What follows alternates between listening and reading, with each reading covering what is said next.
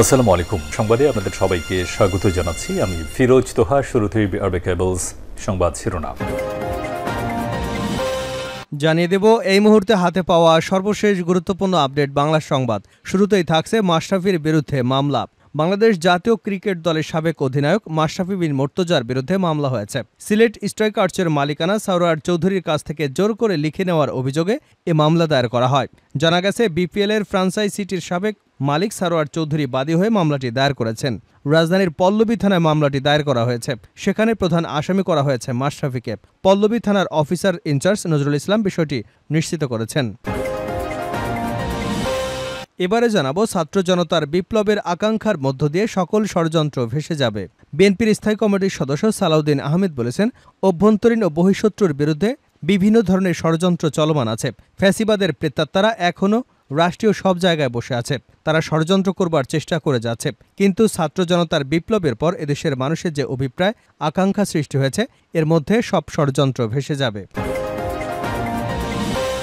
জানাবো সুষ্ঠু নির্বাচন ব্যবস্থা চাই জে এম কাদের। জাতীয় পার্টির চেয়ারম্যান জে এম কাদের বলেছেন, 1996 থেকে 2008 সালে ভালো নির্বাচন হলেও দেশ ভালো সরকার পায়নি। বিগত সময় সুষ্ঠু নির্বাচনের পর আমরা কখনো সঠিক রাজনীতি পাইনি।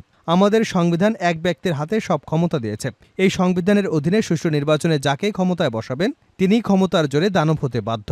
তাই সুষ্ঠু নির্বাচন নয়, সুষ্ঠু শাসন ব্যবস্থা চাই। এদিকে চাকুরির বয়স 35-এর দাবি যমুনায় আন্দোলনরতদের প্রতিনিধি দল। সরকারি চাকুরিতে আবেদনের বয়স 35 বছর নির্ধারণের দাবিতে অন্তর্বর্তীকালীন সরকারের প্রধান উপদেষ্টা অধ্যাপক ড মোহাম্মদ ইউনূসের বাসভবন যমুনায় প্রবেশ করেছেন আন্দোলনরতদের একটি প্রতিনিধি দল। সোমবার বিকাল 5:25 দিকে তারা যমুনায় প্রবেশ করেছেন। জানিয়ে দেব শ্রমিক হত্যায় সিপিবি নিন্দা ও প্রতিবাদ। আশুলিয়ায় গুলি করে শ্রমিক হত্যার তীব্র নিন্দা জানিয়ে হত্যা, গুলিবর্ষণ, নির্যাতন বন্ধ করে অর্থবহ সংলাপের মাধ্যমে শ্রমিকদের ন্যায্য দাবি মেনে নিয়ে শিল্পের সুষ্ঠু পরিবেশ ফিরিয়ে আনবার আহ্বান জানিয়েছে সিপিবি। সোমবার বাংলাদেশ কমিউনিস্ট পার্টির সভাপতি মোহাম্মদ শাহ আলম ও সাধারণ সম্পাদক রুহিন হোসেন প্রিন্স এক বিবৃতিতে এমন আহ্বান জানিয়েছেন। এবং সর্বশেষ জানাবো আন্তর্জাতিক সংবাদ। লেবাননে স্থল অভিযানের পরিকল্পনা ইসরায়েলের। লেবাননে চলছে ইসরায়েলের অবিরাম বোমা হামলা। এরই মধ্যে দেশটিতে স্থল অভিযান চালানোর প্রস্তুতি হিসেবে সীমান্তে সামরিক উপস্থিতি বাড়াচ্ছে ইসরায়েল। এক মার্কিন কর্মকর্তা সিএনএনকে জানিয়েছে, লেবাননের স্থল অভিযান হতে পারে বলে মনে করছেন তারা। তবে স্থল অভিযান কখন চালানো হবে এ বিষয়ে চূড়ান্ত সিদ্ধান্ত এখনও নেওয়া হয়নি বলে জানিয়েছেন ওই মার্কিন কর্মকর্তা। এতক্ষণ শিরোনাম শুনছিলেন, এবার বিস্তারিত। প্রিয় দর্শক, আপনি যদি এই চ্যানেলে নতুন হয়ে থাকেন, ভিডিওটি দেখতে দেখতে চ্যানেলটি সাবস্ক্রাইব করে আমাদের সঙ্গে থাকুন। আর এই ভিডিও সম্পর্কে আপনি আপনার মূল্যবান মতামতটি কমেন্ট বক্সে জানিয়ে দিন। আর হ্যাঁ প্রিয় দর্শক, জানিয়ে দিন ভিডিওটি কোথা থেকে দেখছেন। মাশরাফির বিরুদ্ধে মামলা। বাংলাদেশ জাতীয় ক্রিকেট দলের সাবেক অধিনায়ক মাশরাফি বিন মুর্তজার বিরুদ্ধে মামলা হয়েছে। সিলেট স্ট্রাইকার্সের মালিকানা সারোয়ার চৌধুরীর কাছ থেকে জোর করে লিখে নেওয়ার অভিযোগে এ মামলা হয়েছে। জানা গেছে বিপিএলের ফ্রাঞ্চাইজিটির সাবেক মালিক সারোয়ার চৌধুরী বাদী হয়ে মামলাটি দায়ের করেছেন। রাজধানীর পল্লবী থানায় মামলাটি করা হয়েছে, যেখানে প্রধান আসামি করা হয়েছে মাশরাফিকে। পল্লবী থানার অফিসার ইনচার্জ নজরুল ইসলাম বিষয়টি নিশ্চিত করেছেন। মামলার এজাহারে বলা হয়েছে, জোরপূর্বক সারোয়ার চৌধুরীর কাছ থেকে সিলেট স্ট্রাইকার্সের মাদার প্রতিষ্ঠান ফিউচার স্পোর্টস বাংলাদেশ লিমিটেডের মালিকানা কেড়ে নেওয়া হয়েছে। মাশরাফির কার্যালয়ে বসে হেলাল বিন ইউসুফ শুভ্র নামে সিলেট স্ট্রাইকার্সের সহমালিক সারোয়ার চৌধুরী মাথায় রিভলভার ঠেকিয়েছিলেন।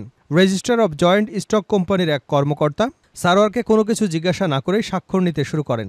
এমনকি তার পাসপোর্টও জব্দ করা হয়েছিল। এ সময় তিনি যেন কারোর সঙ্গে বিষয়টি নিয়ে কোনো কথা না বলেন সেই হুমকিও দিয়েছিল শুভ্র। মামলাটিতে মাশরাফি ছাড়াও হেলাল বিন ইউসুফ, শুভ্র, মোহাম্মদ ইমাম হাসান অজ্ঞাত, রেজিস্ট্রার অব জয়েন্ট স্টক কোম্পানির এক কর্মকর্তা কে এম রাসেল, বাবুল এবং অজ্ঞাত সহ মোট 8 জনকে আসামি করা হয়েছে। ছাত্র জনতার বিপ্লবের আকাঙ্ক্ষার মধ্য দিয়ে সকল ষড়যন্ত্র ভেসে যাবে, সালাউদ্দিন আহমেদ। বিএনপির স্থায়ী কমিটির সদস্য সালাউদ্দিন আহমেদ বলেছেন, অভ্যন্তরীণ এবং বহিঃশত্রুর বিভিন্ন ধরনের ষড়যন্ত্র চলমান আছে। ফ্যাসিবাদের প্রেতাত্মারা এখনও রাষ্ট্রীয় সব জায়গায় বসে আছে। তারা ষড়যন্ত্র করবার চেষ্টা করে যাচ্ছে।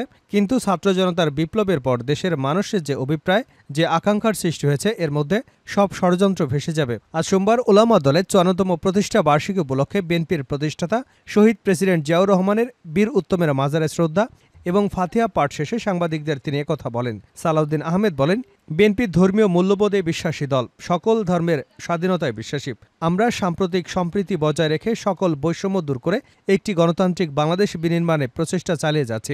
তিনি বলেন, দেশের সকল মানুষ তার ধর্মীয় স্বাধীনতা উপভোগ করবে, সাম্প্রদায়িক সম্প্রীতি সবসময় বিরাজমান থাকবে। অন্যান্য ধর্মীয় লোক হলেও আমরা সবাই বাংলাদেশি, এদেশের নাগরিক, সকলে সব সুবিধা ভোগ করবে। এখানে কোনো সংখ্যালঘু বা সংখ্যাগুরু বলতে কিছু নেই। বিপ্লব পরবর্তী প্রেক্ষিতে এদেশের মানুষের মাঝে যে স্পৃহা আকাঙ্ক্ষা সৃষ্টি হয়েছে, আমরা সকল ধর্মের সকল মানুষ মিলে ঐক্যবদ্ধ থেকে বাংলাদেশকে অগ্রণী সমৃদ্ধির দিকে নিয়ে যাব, যেটি শহীদ রাষ্ট্রপতি জিয়াউর রহমান এদেশের মানুষের স্বপ্ন ছিল, এবং এদেশের মানুষের স্বপ্ন ছিল।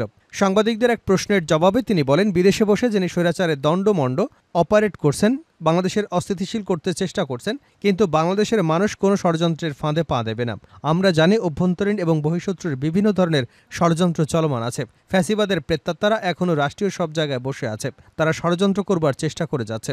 কিন্তু ছাত্র জনতার বিপ্লবের পর এদেশের মানুষের যে অভিপ্রায় আকাঙ্ক্ষা সৃষ্টি হয়েছে, তার মধ্য দিয়ে সব ষড়যন্ত্র ভেসে যাবে। সুষ্ঠু শাসন ব্যবস্থা চাই জেএম কাদের।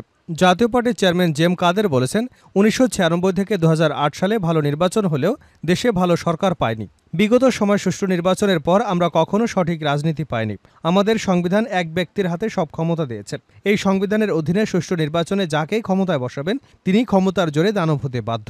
তাই সুষ্ঠু নির্বাচন নয়, সুষ্ঠু শাসন ব্যবস্থা চাই। সোমবার দলের চেয়ারপারসনের বনানী কার্যালয় মিলনায়তনে জাতীয় যুব সংহতির নেতাদের সঙ্গে মত বিনিময় সভায় প্রধান অতিথির বক্তব্যে এসব কথা বলেন তিনি। নির্বাচনের আগে সুষ্ঠু নির্বাচনের পরিবেশ চাই এমন দাবি জানিয়ে তিনি বলেন, দুটো দলই দলীয়করণের মাধ্যমে সব প্রতিষ্ঠান কুক্ষিগত করেছিল। আমরা কখনো প্রশাসন এবং বিচার বিভাগ দলীয়করণ মুক্ত পেয়েছি? এক দলীয়করণ থেকে আরেক দলীয়করণ চাই না। সংবিধানের সংশোধন করে গণমুখী এবং জবাবদিহিমূলক সরকার ব্যবস্থা করতে হবে এমন দাবি করে তিনি বলেন, জাতীয় সংসদ নির্বাচনের আগে আমরা স্থানীয় সরকার নির্বাচন চাই, তবে আমরা বুঝতে পারব নির্বাচন বিষয়ে কতটা সংস্কার হলো, নির্বাচন সুষ্ঠু হবে কিনা। যারাই ক্ষমতায় আসুক তারা যেন দানব না হতে পারে। বর্তমান অন্তর্বর্তীকালীন সরকারের প্রতি আমাদের আস্থা আছে, ব্যক্তিগতভাবেও আমরা তাদের বিশ্বাস করি। চাকুরির বয়স ৩৫ দাবি যমুনায় আন্দোলনরতদের প্রতিনিধি দল। সরকারি চাকুরিতে আবেদনের বয়স ৩৫ বছর নির্ধারণের দাবিতে অন্তর্বর্তীকালীন সরকারের প্রধান উপদেষ্টা অধ্যাপক ডক্টর মোহাম্মদ ইউনূসের বাসভবন যমুনায় প্রবেশ করেছেন আন্দোলনরত একটি প্রতিনিধি দল। সোমবার বিকাল ৫টা ২৫ দিকে তারা যমুনায় প্রবেশ করেছেন।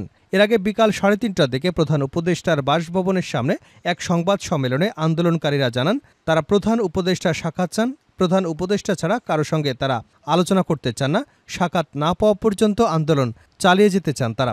এদিকে বয়সীমা বৃদ্ধির দাবি বিবেচনায় একজন সাবেক সচিবকে প্রধান করে কমিটি গঠন করে দিয়েছে সরকার। আগামী ৭ কার্যদিবসের মধ্যে কমিটিকে প্রতিবেদন দিতে বলা হয়েছে। শ্রমিক হত্যায় সিপিবির নিন্দা ও প্রতিবাদ। আশুলিয়ায় গুলি করে শ্রমিক হত্যার তীব্র নিন্দা জানিয়ে হত্যা, গুলিবর্ষণ এবং নির্যাতন বন্ধ করে অর্থবহ সংলাপের মাধ্যমে শ্রমিকদের ন্যায্য দাবি মেনে নিয়ে শিল্পের সুষ্ঠু পরিবেশ ফিরিয়ে আনবার আহ্বান জানিয়েছে সিপিবি। সোমবার বাংলাদেশ কমিউনিস্ট পার্টির সভাপতি মোহাম্মদ শাহ আলম এবং সাধারণ সম্পাদক রুহিন হোসেন প্রিন্স এক বিবৃতিতে এমন আহ্বান জানিয়েছেন। গণমাধ্যমে পাঠানো বিবৃতিতে নেতৃবৃন্দ বলেন, দীর্ঘদিন যাবৎ শ্রমিকদের শোষণ নির্যাতন করা হয়েছে। ট্রেড ইউনিয়ন অধিকার না দিয়ে গণতন্ত্রের চর্চা করতে দেওয়া হয়নি। অনেকগুলো কারখানায় বকেয়া বেতন না দিয়ে উপরন্তু অতীতের ন্যায় দমন পীড়ন চালিয়ে শ্রমিকদের বিক্ষুব্ধ করা হয়েছে। আইন ভঙ্গকারী মালিকদের বিরুদ্ধে কোনো ব্যবস্থা না নিয়ে শ্রমিক ছাঁটাই, শ্রমিক নির্যাতন, এমনকি গুলিবর্ষণ করে শিল্প সম্পর্ক বিনষ্ট করে উৎপাদন এবং অর্থনৈতিক কর্মকাণ্ডকে সংকটাপন্ন করা হয়েছে। এমতাবস্থায় শিল্পের সুষ্ঠু পরিবেশ ফিরিয়ে আনতে অর্থবহ সংলাপ, বিশেষ করে কারখানাভিত্তিক দ্বিপাক্ষীয় ত্রিপক্ষীয় আলোচনার মাধ্যমে ন্যায্য দাবি মেনে নিয়ে যুক্তিযুক্ত সমাধানের দাবি জানাই।